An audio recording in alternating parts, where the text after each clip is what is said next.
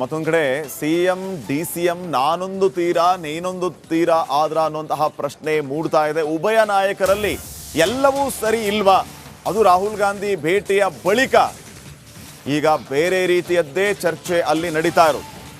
DK Siddu ನಾನೊಂದು ತೀರಾ ನೀನೊಂದು ತೀರಾ ಅನ್ನುವಂತಾಗಿದೆ. ರಾಹುಲ್ ಹೆಲಿಕಾಪ್ಟರ್ ಹತ್ತಿಸಿ ನಾಯಕರು ಹೊರಬಂದು ಬೇರೆ ಬೇರೆ ಮಾರ್ಗದಲ್ಲಿ ಸಿಎಂ ಡಿಸಿಎಂ ತೆರಳಿದರು. ಸಿಎಂ ಸಿದ್ದರಾಮಯ್ಯ ಅವರು ಮಾಧ್ಯಮಗಳ ಜೊತೆಗೆ ಮಾತಾಡೋದಕ್ಕೆ ಅಂತ ಬಂದರೆ ಡಿಕೆ ಶಿವಕುಮಾರ್ ತಂಪಾಡಿಗೆ ತಾವು ಕಾರ್ ಹತ್ಕೊಂಡು ಹೋಗ್ಬಿಟ್ರು.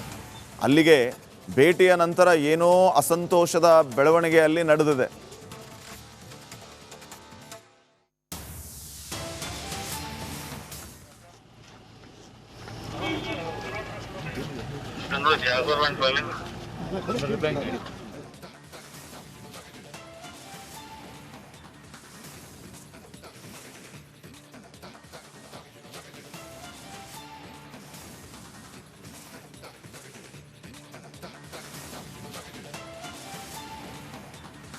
ಇನ್ನಷ್ಟು ಮಾಹಿತಿಯನ್ನು ನೀಡ್ತಾರೆ ಪ್ರತಿನಿಧಿ ಅಭಿಷೇಕ್. ಈಗ ನೇರ ಸಂಪರ್ಕದಲ್ಲಿ ಜಾಯ್ನ್ ಆಗಿದ್ದಾರೆ. ಅಭಿಷೇಕ್, ರಾಹುಲ್ ಗಾಂಧಿ ಭೇಟಿ ಸಂದರ್ಭದಲ್ಲಿ ಅಂಥದ್ದೇನಾಯಿತು? ಯಾಕೆ ಉಭಯ ನಾಯಕರಲ್ಲಿ ಮುನಿಸು?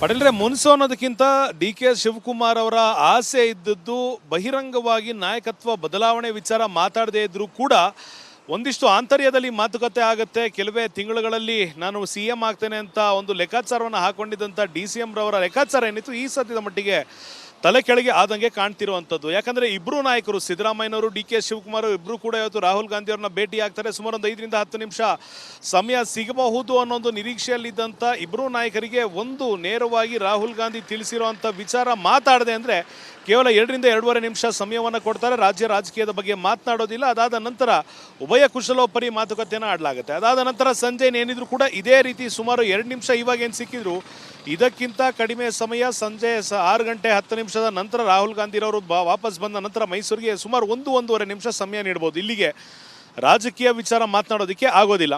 ಮತ್ತೊಂದು ಕಡೆ ಸಿದ್ದರಾಮಯ್ಯನವರು ಏರ್ಪೋರ್ಟಿಂದ ಹೊರ ಬರ್ತಾ ಇದ್ದಂಗೆ ಸಿದ್ದರಾಮಯ್ಯನವರ ಬೆಂಬಲಿಗರು ದೇವರಾಜು ಅರಸೂರು ಅವರ ದಾಖಲೆಯನ್ನು ಮುರಿದಂಥ CM ಸಿದ್ದರಾಮಯ್ಯನವರಿಗೆ ಜೈಕಾರವನ್ನು ಕೂಗ್ತಾ ಇದ್ರು, ರಾಜಾ ಹುಲಿ ಅಂತ ಕೂಗ್ತಾ ಇದ್ರು. ಒಂದಿಷ್ಟು ಜೈಕಾರಗಳು ಏನಿದ್ರು ಕೂಡ ಸಿದ್ದರಾಮಯ್ಯನವರಿಗೆ ಬಿತ್ತು. ಬದಲಾಗಿ ಡಿ ಕೆ ಶಿವಕುಮಾರ್ ಅವರ ಬೆಂಬಲಿಗರು ಒಬ್ಬರು ಕೂಡ ಕಾಣಲಿಲ್ಲ. ಇದ್ರೂ ಕೂಡ ಡಿ ಕೆ ಶಿವಕುಮಾರ್ ಅವರಿಗೆ ಜೈಕಾರವನ್ನು ಹಾಕಲಿಲ್ಲ. CM ಸಿದ್ದರಾಮಯ್ಯನವರು ರಾಹುಲ್ ಗಾಂಧಿರವರ ಭೇಟಿಯ ನಂತರ ಮಾಧ್ಯಮಗಳ ಹತ್ರ ಮಾತನಾಡೋದಕ್ಕೆ ಬರ್ತಾರೆ. ಆದರೆ DCM ಡಿ ಕೆ ಶಿವಕುಮಾರ್ ಅವರು ನೇರವಾಗಿ ತಮ್ಮ ಕಾರನ್ನು ಹತ್ಕೊಂಡು ಹೋಟೆಲ್ಗೆ ತೆರಳುವಂಥ ಚಿತ್ರಣ ಇವತ್ತು ನಾವು ನೋಡಿರುವಂಥದ್ದು. ಸಿದ್ದರಾಮಯ್ಯನವರಿಗೆ ತಾವು CM ಆಗಿ ಮುಂದುವರಿಯುವಂಥ ಅಭಯವನ್ನು ಹೈಕಮಾಂಡ್ ಏನಾದರೂ ನೀಡಿದೆಯಾ ಅನ್ನೋ ಒಂದು ಗೊಂದಲ ಅವರ ಆ್ಯಕ್ಷನ್ಗಳಿಂದ ಮೂಡ್ತಾ ಇದ್ರೆ, ಮತ್ತೊಂದು ಕಡೆ GBA ಚುನಾವಣೆ ಬರ್ತಾ ಇದೆ, ಪಂಚರಾಜ್ಯಗಳ ಚುನಾವಣೆ ನಡೆಯೋದಿದೆ. ಅದರಲ್ಲಿ ಅಸ್ಸಾಂನ ಉಸ್ತುವಾರಿಯನ್ನು ಡಿ ಕೆ ಶಿವಕುಮಾರ್ ಅವರು ವಹಿಸಿಕೊಂಡಿದ್ದಾರೆ. ಈ ಸಂದರ್ಭದಲ್ಲಿ ನಾಯಕತ್ವ ಬದಲಾವಣೆ ಮಾಡಿದ್ರೆ ಪಾರ್ಟಿಗೆ ಡ್ಯಾಮೇಜ್ ಅನ್ನೋ ಲೆಕ್ಕಾಚಾರ ಹೈಕಮಾಂಡ್ಗೂ ಇರುವಂಥದ್ದು. ಸ್ವತಃ ರಾಜಕಾರಣಿಗಳು, ಹಿರಿಯ ರಾಜಕಾರಣಿಯಾಗಿರುವಂಥ ಡಿ ಕೆ ಶಿವಕುಮಾರ್ಗೂ ಗೊತ್ತಿರೋದ್ರಿಂದ ತಾತ್ಕಾಲಿಕವಾಗಿ ಅವರ CM ಕನಸನ್ನು ಈ ಸದ್ಯದ ಮಟ್ಟಿಗೆ ನುಚ್ಚು ನೂರಾದಂತೆ ಕಾಣ್ತಿರುವಂಥದ್ದು. ಈ ಒಂದು ಕಾರಣದಿಂದ ಅವರು ಬೇಸರವಾಗಿಯೇ ಅಥವಾ ಮಾಧ್ಯಮಗಳನ್ನು ಅವಾಯ್ಡ್ ಮಾಡಿಯೇ ಅಥವಾ ಸಿದ್ದರಾಮಯ್ಯನವರ ಪಕ್ಕದಲ್ಲಿ ನಿಂತು ವಾಪಸ್ ನಾಯಕತ್ವ ಬದಲಾವಣೆ ಬಗ್ಗೆ ಮಾತನಾಡುವಂಥ ಸಂದರ್ಭದಲ್ಲಿ ಮುಜುಗರ ಈಡಾಗ್ಬೋದು ಅನ್ನೋ ಕಾರಣದಿಂದಾಗಿ ಹೊರ ನಡೆದ್ರೆ ಏನು ಅಂತ ಗೊತ್ತಿಲ್ಲದೆ ಇದ್ರೂ ಕೂಡ ಖಂಡಿತವಾಗಿಯೂ ನಾಯಕತ್ವ ಬದಲಾವಣೆ ವಿಚಾರ ಏನಿದ್ರು ಹೈಕಮಾಂಡ್ ನಿರ್ಧಾರ ಮಾಡುತ್ತೆ. ನಾನು ಹಾಗೂ ಡಿ ಕೆ ಶಿವಕುಮಾರ್ ನಡುವೆ ಮಾತುಕತೆ ಆಗಿರಬೇಕು. ಒಂದು ವೇಳೆ ಮಾಧ್ಯಮಗಳಿಗೆ ಏನಾದರೂ ಮಾಹಿತಿ ಕೊಡೋದಿದ್ರೆ ನಾವೇ ಕೊಡ್ತೀವಿ ಅಥವಾ ಹೈಕಮಾಂಡ್ ಕೊಡುತ್ತೆ. ಪಕ್ಷದ ಒಳಗಿರದಂಥ ಗೊಂದಲ ಮಾಧ್ಯಮಗಳಲ್ಲಿ ಸೃಷ್ಟಿಯಾಗಿದೆ ಅಂತ ಪದೇ ಪದೇ ಸಿದ್ದರಾಮಯ್ಯನವರು ಒತ್ತಿ ಹೇಳ್ತಿದ್ದಾಗ ಖಂಡಿತವಾಗಿಯೂ ಪಕ್ಷದಲ್ಲಿ ಗೊಂದಲ ಇದೆ ಅನ್ನೋದನ್ನು ಅವರೇ ಸಾಬೀತು ಮಾಡಿಕೊಂಡಿದ್ದು. KN ರಾಜಣ್ಣರವರ ಆದಿಯಾಗಿ ಇಲ್ಲಿವರೆಗೂ ಬಹುತೇಕ ನಾಯಕರು ಎರಡೂ ಬಣಗಳಲ್ಲಿರೋರು CM ಬದಲಾವಣೆ ಬಗ್ಗೆ ಮಾತು ಆಡ್ತಾನೆ ಇದ್ರು ಕೂಡ CM ಹಾಗೂ DCM ಮಾತ್ರ ಆ ರೀತಿ ಯಾವುದೇ ಮಾತುಕತೆ ಇಲ್ಲ ಅಂತ ಹೇಳ್ತಿದ್ದಾರೆ. ಅದರ ಪೂರಕವಾಗಿ ರಾಹುಲ್ ಗಾಂಧಿರವರಿಗೆ ಕಳೆದ 3-4 ತಿಂಗಳಿಂದ ಭೇಟಿಗಾಗಿ ಕಾಯ್ತಿದ್ದಂಥ ಡಿ ಕೆ ಶಿವಕುಮಾರ್ ಅವರಿಗೆ ಕೇವಲ 2 ನಿಮಿಷದ ಸಮಯ ಸಿಕ್ಕಿದ್ದು ಕೂಡ ಒಂದಿಷ್ಟು ಬೇಸರವನ್ನು ಉಂಟು ಮಾಡಿರ್ಬೋದು. ಸಂಪುಟ ವಿಸ್ತರಣೆ ಇಲ್ಲ, ಸಂಪುಟ ಪುನಾರಚನೆ ಇಲ್ಲ, ಯಾವುದೇ ಕಾರಣಕ್ಕೂ ಕೂಡ ಹೈಕಮಾಂಡ್ ಹೇಳೋವರೆಗೂ ನಾಯಕತ್ವ ಬದಲಾವಣೆ ಇಲ್ಲ ಅನ್ನೋ ಒಂದು ನೇರವಾದ ಸಂದೇಶ ರಾಹುಲ್ ಗಾಂಧಿರವರಿಂದ ಬಂದಿರೋದ್ರಿಂದ ಖಂಡಿತವಾಗಿಯೂ ಡಿ ಕೆ ಶಿವಕುಮಾರ್ ಅವರು ಈ ಸದ್ಯದ ಮಟ್ಟಿಗೆ ಅವರ ಒಂದು ಬೆಂಬಲಿಗರನ್ನು ಹೊರತುಪಡಿಸಿ ರಾಜಕೀಯವಾಗಿ ಸರ್ಕಾರದಲ್ಲಿ ಒಬ್ಬಂಟಿಯಾಗಿದ್ದಾರಾ ಅನ್ನೊಂದು ಲೆಕ್ಕಾಚಾರ ಈಗ ಮೂಡ್ತಿರುವಂಥದ್ದು. ಪಾಟೀಲ್ರೆ, ಓಕೆ, ಥ್ಯಾಂಕ್ ಯು ಅಭಿಷೇಕ್ ಮಾಹಿತಿಗಾಗಿ. ಮತ್ತೊಂದು ಕಡೆ ಸಿಎಂ ಡಿಸಿಎಂ ನಾನೊಂದು ತೀರಾ ನೀನೊಂದು ತೀರಾ ಆದ್ರ ಅನ್ನುವಂತಹ ಪ್ರಶ್ನೆ ಮೂಡ್ತಾ ಇದೆ. ಉಭಯ ನಾಯಕರಲ್ಲಿ ಎಲ್ಲವೂ ಸರಿ ಇಲ್ವಾ? ಅದು ರಾಹುಲ್ ಗಾಂಧಿ ಭೇಟಿಯ ಬಳಿಕ ಈಗ ಬೇರೆ ರೀತಿಯದ್ದೇ ಚರ್ಚೆ ಅಲ್ಲಿ ನಡೀತಾ ಇರೋದು. ಡಿ.ಕೆ. ಸಿದ್ದು ನಾನೊಂದು ತೀರಾ ನೀನೊಂದು ತೀರಾ ಅನ್ನುವಂತಾಗಿದೆ. ರಾಹುಲ್ ಹೆಲಿಕಾಪ್ಟರ್ ಹತ್ತಿಸಿ ನಾಯಕರು ಹೊರಬಂದು ಬೇರೆ ಬೇರೆ ಮಾರ್ಗದಲ್ಲಿ ಸಿಎಂ ಡಿ.ಸಿ.ಎಂ ತೆರಳಿದರು. ಸಿಎಂ ಸಿದ್ದರಾಮಯ್ಯ ಅವರು ಮಾಧ್ಯಮಗಳ ಜೊತೆಗೆ ಮಾತಾಡೋದಕ್ಕೆ ಅಂತ ಬಂದರೆ ಡಿ.ಕೆ. ಶಿವಕುಮಾರ್ ತಂಪಾಡಿಗೆ ತಾವು ಕಾರ್ ಹತ್ಕೊಂಡು ಹೋಗ್ಬಿಟ್ರು. ಅಲ್ಲಿಗೆ ಭೇಟಿಯ ನಂತರ ಏನೋ ಅಸಂತೋಷದ ಬೆಳವಣಿಗೆ ಅಲ್ಲಿ ನಡೆದಿದೆ.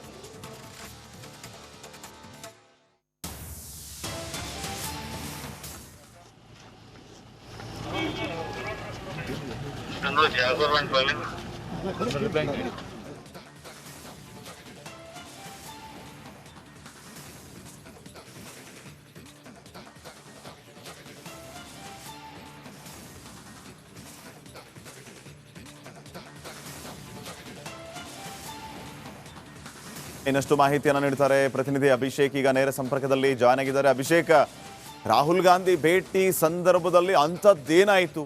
ಯಾಕೆ ಉಭಯ ನಾಯಕರಲ್ಲಿ ಮುನಿಸು?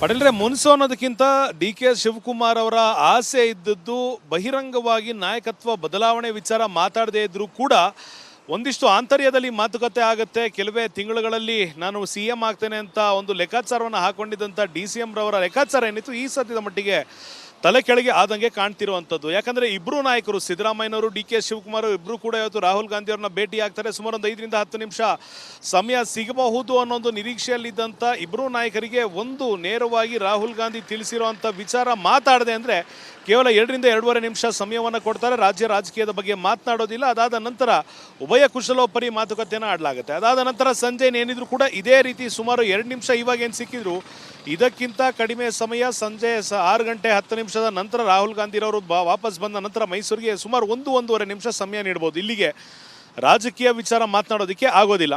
ಮತ್ತೊಂದು ಕಡೆ ಸಿದ್ದರಾಮಯ್ಯನವರು ಏರ್ಪೋರ್ಟಿಂದ ಹೊರ ಬರ್ತಾ ಇದ್ದಂಗೆ ಸಿದ್ದರಾಮಯ್ಯನವರ ಬೆಂಬಲಿಗರು ದೇವರಾಜು ಅರಸೂರು ಅವರ ದಾಖಲೆಯನ್ನು ಮುರಿದಂಥ ಸಿಎಂ ಸಿದ್ದರಾಮಯ್ಯನವರಿಗೆ ಜೈಕಾರವನ್ನು ಕೂಗ್ತಾ ಇದ್ರು, ರಾಜಾ ಹುಲಿ ಅಂತ ಕೂಗ್ತಾ ಇದ್ರು.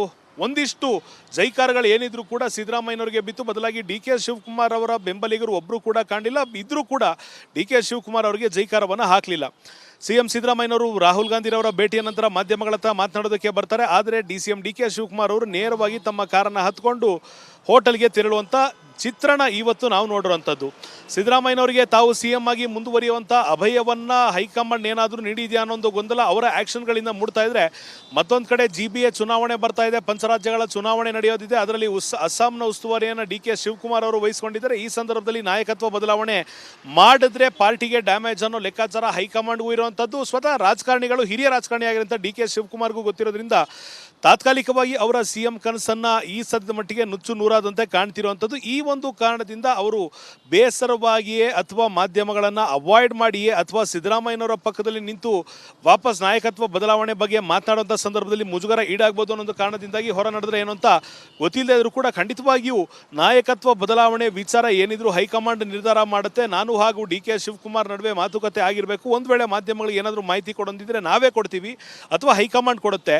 ಪಕ್ಷದ ಒಳಗಿರದಂಥ ಗೊಂದಲ ಮಾಧ್ಯಮಗಳಲ್ಲಿ ಸೃಷ್ಟಿಯಾಗಿದೆ ಅಂತ ಪದೇ ಪದೇ ಸಿದ್ದರಾಮಯ್ಯನವರು ಒತ್ತಿ ಹೇಳ್ತಿದ್ದಾಗ ಖಂಡಿತವಾಗಿಯೂ ಪಕ್ಷದಲ್ಲಿ ಗೊಂದಲ ಇದೆ ಅನ್ನೋದನ್ನು ಅವರೇ ಸಾಬೀತು ಮಾಡಿಕೊಂಡಿದ್ದು. KN ರಾಜಣ್ಣರವರ ಆದಿಯಾಗಿ ಇಲ್ಲಿವರೆಗೂ ಬಹುತೇಕ ನಾಯಕರು ಎರಡೂ ಬಣಗಳಲ್ಲಿರೋರು ಸಿಎಂ ಬದಲಾವಣೆ ಬಗ್ಗೆ ಮಾತು ಆಡ್ತಾನೆ ಇದ್ರು ಕೂಡ ಸಿಎಂ ಹಾಗೂ DCM ಮಾತ್ರ ಆ ರೀತಿ ಯಾವುದೇ ಮಾತುಕತೆ ಇಲ್ಲ ಅಂತ ಹೇಳ್ತಿದ್ದಾರೆ. ಅದರ ಪೂರಕವಾಗಿ ರಾಹುಲ್ ಗಾಂಧಿರವರಿಗೆ ಕಳೆದ 3-4 ತಿಂಗಳಿಂದ ಭೇಟಿಗಾಗಿ ಕಾಯ್ತಿದ್ದಂಥ ಡಿ.ಕೆ. ಶಿವಕುಮಾರ್ ಅವರಿಗೆ ಕೇವಲ 2 ನಿಮಿಷದ ಸಮಯ ಸಿಕ್ಕಿದ್ದು ಕೂಡ ಒಂದಿಷ್ಟು ಬೇಸರವನ್ನು ಉಂಟು ಮಾಡಿರ್ಬೋದು. ಸಂಪುಟ ವಿಸ್ತರಣೆ ಇಲ್ಲ, ಸಂಪುಟ ಪುನಾರಚನೆ ಇಲ್ಲ, ಯಾವುದೇ ಕಾರಣಕ್ಕೂ ಕೂಡ ಹೈಕಮಾಂಡ್ ಹೇಳೋವರೆಗೂ ನಾಯಕತ್ವ ಬದಲಾವಣೆ ಇಲ್ಲ ಅನ್ನೋ ಒಂದು ನೇರವಾದ ಸಂದೇಶ ರಾಹುಲ್ ಗಾಂಧಿರವರಿಂದ ಬಂದಿರೋದ್ರಿಂದ ಖಂಡಿತವಾಗಿಯೂ ಡಿ.ಕೆ. ಶಿವಕುಮಾರ್ ಅವರು ಈ ಸದ್ಯದ ಮಟ್ಟಿಗೆ ಅವರ ಒಂದು ಬೆಂಬಲಿಗರನ್ನು ಹೊರತುಪಡಿಸಿ ರಾಜಕೀಯವಾಗಿ ಸರ್ಕಾರದಲ್ಲಿ ಒಬ್ಬಂಟಿಯಾಗಿದ್ದಾರಾ ಅನ್ನೊಂದು ಲೆಕ್ಕಾಚಾರ ಈಗ ಮೂಡ್ತಿರುವಂಥದ್ದು. ಪಾಟೀಲ್ರೆ, ಓಕೆ, ಥ್ಯಾಂಕ್ ಯು ಅಭಿಷೇಕ್ ಮಾಹಿತಿಗಾಗಿ.